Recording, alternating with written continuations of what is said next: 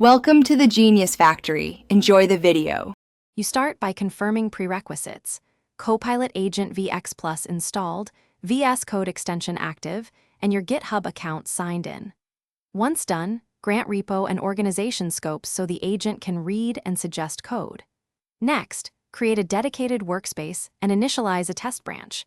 This prevents accidental commits to main.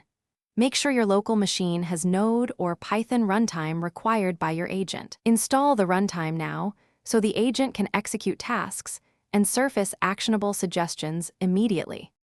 Now you configure the agent within your workspace.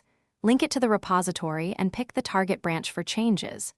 Define clear prompts and constraints in the agent config, describe inputs, output formats, and test expectations, because precise instructions yield precise results.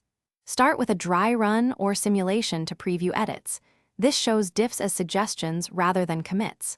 Once you review, accept, or refine individual recommendations, make small iterative runs to validate behavior before allowing automatic commits or CI-triggered workflow. To finish, create a pull request for the agent's accepted changes and run your normal test suite and CI checks.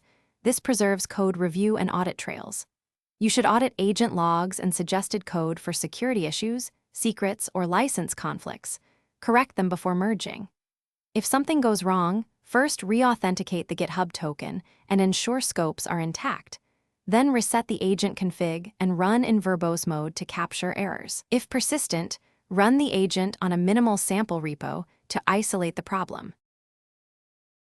Thanks for watching. If you found this helpful, don't forget to like and subscribe.